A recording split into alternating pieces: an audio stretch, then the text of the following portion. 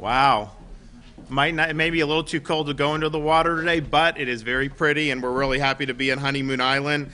I want to thank Speaker Chris Sprowls for joining us and in his neck of the woods. We also have DEP Secretary Sean Hamilton, Dr. Wes Brooks, who's our Chief Resilience Officer for the state of Florida, Dr. Mark Rains, who's the Chief Science Officer for the state of Florida, Don Sharefs with the Environmental Defense Fund, Dr. Tom Frazier, former Chief Science Officer, now at USF, and then in Pinellas County, I saw Kathleen Peters, Dave Eggers. Do we have any other commissioners? So I have those, and then Ed Montanari from St. Pete. So I want to thank you guys for joining us here today. We've been doing a lot, really since I became governor, but particularly recently, and actually getting money out for really key projects related to infrastructure. Part of that has been to support our continuing efforts at restoring the Everglades and our water resources in Florida. We were able to be down in kind of the neck of the woods where the EAA reservoir is going to go yesterday. And we were happy to be able to say that we've delivered and done actually even more than we promised on that. But we were very disappointed that there was not 1 cent in the infrastructure federal money for the southern reservoir, the EAA reservoir. So we want to make sure federal government steps up and does that. But we have been able to do an awful lot. I was in South Florida last Friday. We did some resiliency projects through our community development block grant program. And I said that we would be doing even more through the Resilient Florida grant program. And so this is something that I champion. This is something that Speaker Sprowls championed last legislative session and also got great support from Senator Wilton Simpson. And it's a program to be able to have funding to be able to go to help with infrastructure and projects, to help Florida improve its resiliency, flooding, storms, all these different things that we have to deal with as a disaster-prone state. And so we were able to do it. We had hundreds and hundreds of millions of dollars the first year. I think we're going to do just as much in this coming legislative session. And everything we're doing through this program just about is going to be matched by a local community. And so if we're putting a certain amount of money on, usually you can double that in terms of the actual impact. So today, we're really proud to be able to announce $404 million in funding for 113 resilience projects across the state through our Resilient Florida program. Now, most of these awards, as I mentioned, have a local match, which means today's state and local investments for these projects will be about $730 million. 5 projects right here in Pinellas County totaling $30 million are receiving funding for living shorelines and wastewater infrastructure projects. And you see the majority of the projects going in the places where you would anticipate there being a lot of need to have more resilient infrastructure, this being one of them, of course, down in South Florida as well. Now, all these projects will enhance Florida's efforts to mitigate, prepare, and reduce the adverse impacts of flooding and storm surge for coastal and inland communities. Now, these awards are in addition to the over $270 million in projects which we proposed and announced in December along with the Speaker. And so I want to thank him. I want to thank Senator Simpson for answering the call and what they did. You now have a dedicated source of funding that's going to come in every year to be a part of this program. That's been a huge, huge deal. And so we've really done what no one's done in Florida before, and we're happy to be able to take the lead. Of course, we've been prioritizing these issues from the beginning. We passed 2 years ago, a year and a half ago, the Clean Waterways Act to improve water quality in Florida. We've also had historic funding, not just for Everglades restoration, water resource projects. If you look at what we've done for Florida Springs, it's been fantastic, supporting things like restoring the Indian River Lagoon over on the other coast of Florida, and then also continuing to fund and increase funding for enhancing and fortifying Florida's shorelines. So we're going to continue to do that. We think this is something that's very, very important, and we're happy to actually be delivering instead of just talking, which so many people always do. We are going to be able to do these projects, and as I said, this legislative session coming up, we're asking in my budget, I'm asking to do basically the same that we did in the current budget. So if you do all of that and you take all of that into account and you include the local matches for these 2 years, this current budget year next, you're looking at well over $2 billion of projects that will be done between the state and local match. So that's a huge, huge deal, and we're happy to be able to be really making an impact for Florida's communities. And so thanks for everyone who was a part of it. Thanks for stepping up, and thanks for really, I think, doing things that are going to make a big impact for Florida now and in the future. And so with that, we'd love one of the guys responsible for us being here today to come up and say a few words. Speaker Sprouse. Thank you, Governor. It's great to be with you, with everyone here at Honeymoon Island State Park in Pinellas County, the most beautiful beach in the state of Florida, which I get to say because I live here. Took my wife on our first date just off this causeway. But what we're doing here today is historic. It's historic because never before has the state of Florida or any state gone about protecting our coastline from flooding, from sea level rise like we are in this bill. And the reality is that when I was coming in as Speaker and President Simpson was coming in as President, we realized something very unique, that we were living in this very unique period of time in Florida's history where we had a governor in Ron DeSantis who is the most environmentally friendly governor that in Florida has ever had in our history. And we realized that this unique period of time where we had the chance to do something different, to get ahead of all the problems that we had in our communities on coastal flooding, things that are making our homeowners insurance go up just a couple miles from here in Pinellas County or Miami-Dade or Panama City Beach. We realized that the flooding that was impacting our businesses and our communities was going to have a significant effect on Florida's future, but also that myself, the governor, the president, the House and the Senate, we could do something about it, and it could be big. And that's when you saw us roll out last year the Always Ready bill carried in the House by Representative Demi Busada Cabrera from Coral Gables. And this bill, for the first time, vets projects. Now think about that. You drive through Pinellas County or Miami, you're passing overpasses and roads that were planned years in advance, a whole work plan dedicated by experts to decide this whole vision for the state about transportation. Well, what about our environment?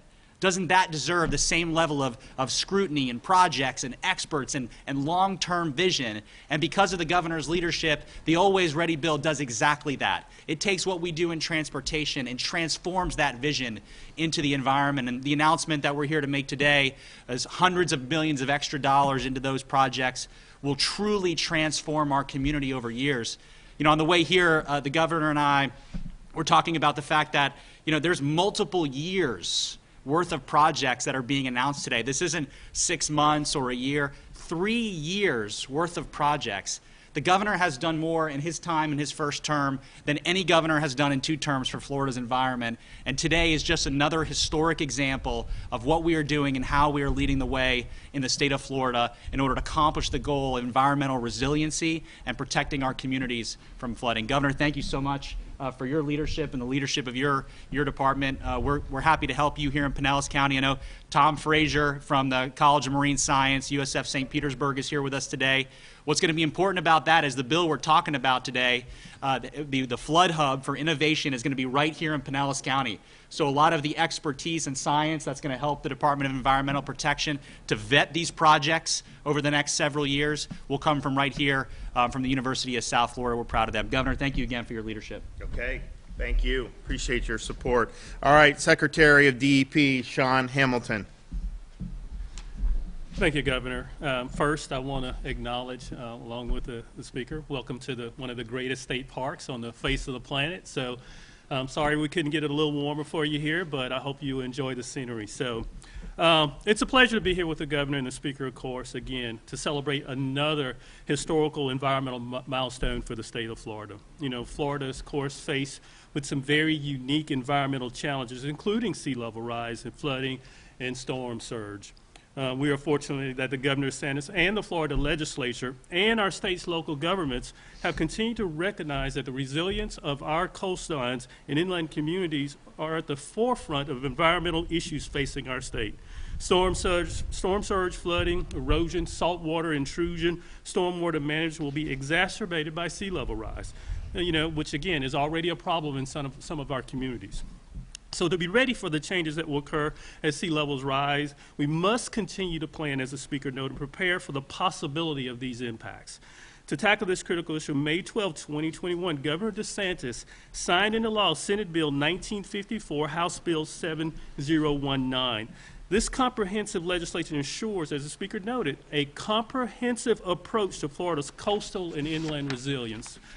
The targeted funding and directives establish a structure for resilience that follows the best available science and data while enhancing efforts to protect our inland and coastal resources that act as natural defenses against sea level rise.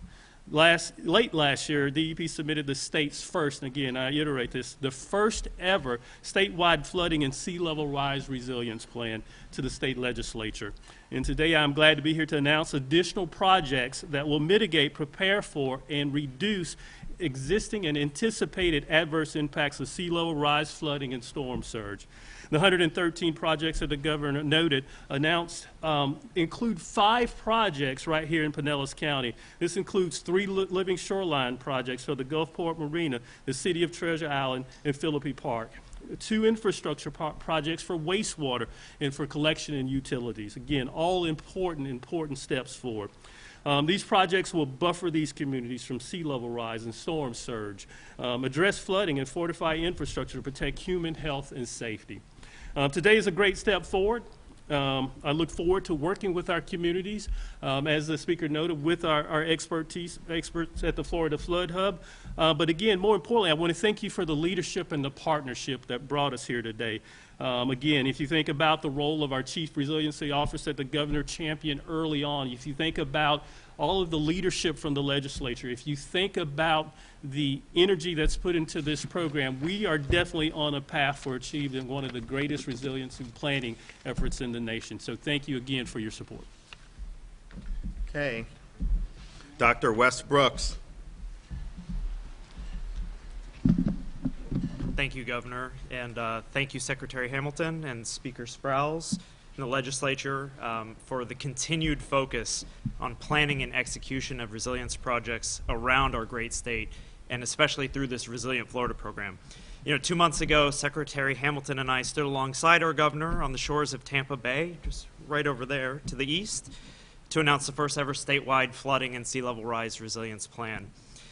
That plan, as you've heard, featured a commitment of more than $270 million in state funding for 76 high-priority projects that were requested by local governments to help protect critical infrastructure, secure water supplies, boost wetlands conservation, and reduce flood impacts. Today, our governor has announced another list of 113 resilience projects, including 5 here in Pinellas County.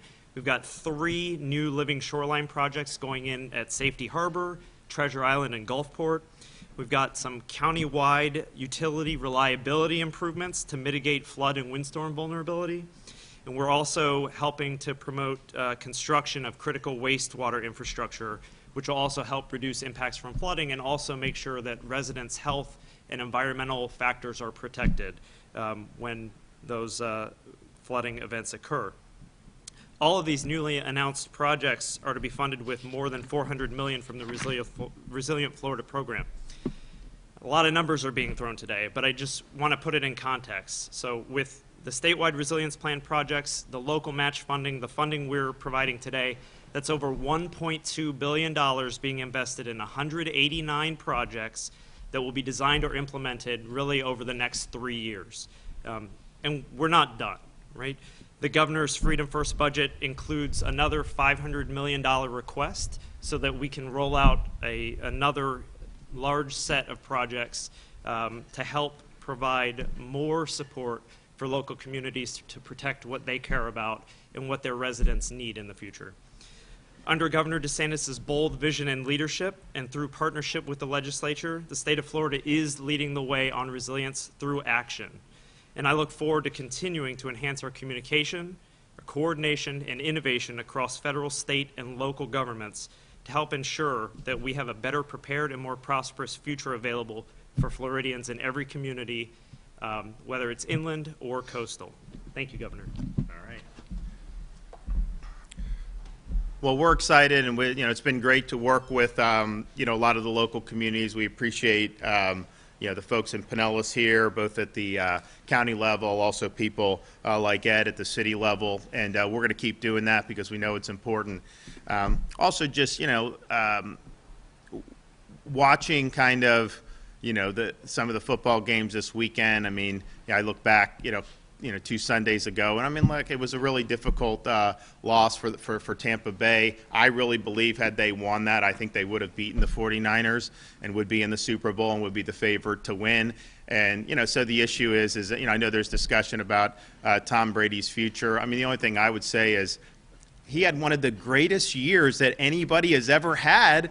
He's like 44 years old. I mean, he has not missed a beat on anything, and I think they were banged up down the stretch, and you think if you can kind of shore up some of those some of the aspects of the team, that they could easily make a run again. Obviously, I don't think that they would make a serious run, without Tom, at the helm. And so I saw the reports, and I was like, oh, man. And then I was glad to hear him say, hey, I haven't made a decision yet. So who knows what's going to happen. But all I can say is, he's better at 44 than just about any of these other guys at 28 or 30 in their primes. And, that's part of the reason why he's the best ever put on the spikes. All right, any questions? Yes, ma'am.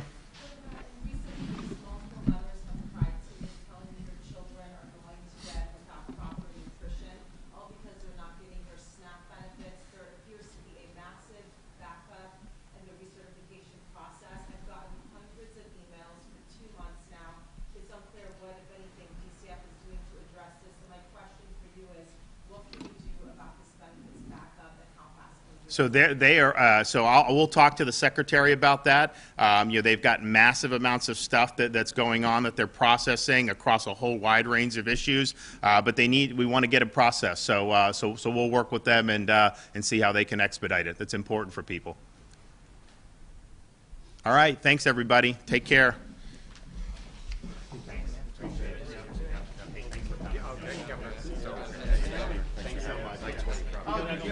That's all right. I didn't know how to be able to Thanks so much. Yeah, hey, thanks. Mr. Secretary, Yeah, we're going to Miami at the back. Okay, good to see you.